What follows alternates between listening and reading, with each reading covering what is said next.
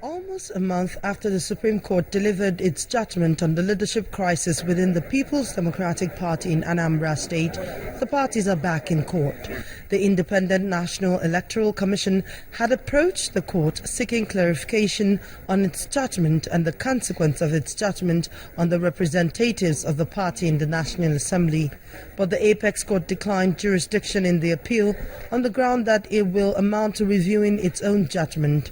In the lead judgment delivered by Justice John Okoro and unanimously endorsed by the five-man panel of the court held that Order 8, Rule 16 of the Supreme Court expressly states that the court shall not review its judgment once given, except there is a clerical mistake or a slip, which in this case never happened. Besides, the court held that what was brought before it was the issue of the leadership of the PDP in Anambra State and not on the implication of the elections that was conducted thereafter.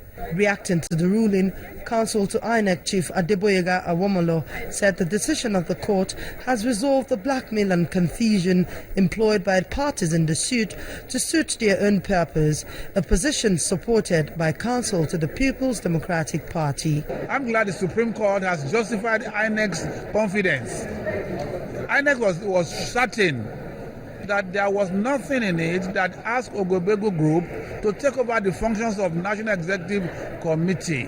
For PDP, we got what we needed, and that is to have the court make a pronouncement as to whether the judgment they delivered had anything to do with substituting representatives at the Senate and at the House of Representatives. So it puts paid to the fact that nothing has changed. Counsel to the Ejike Ogwebego-led faction, however, said that the ruling has cleared the way for his client to benefit from the judgment. The Supreme Court had pronounced and validated and upheld the judgment of the Federal High Court in this matter. So what is left for us now is to go and take benefit of that judgment. While the court declined jurisdiction in hearing the substantive suit, it did make it clear that there is no confusion in the judgment it delivered on the 29th of January 2016.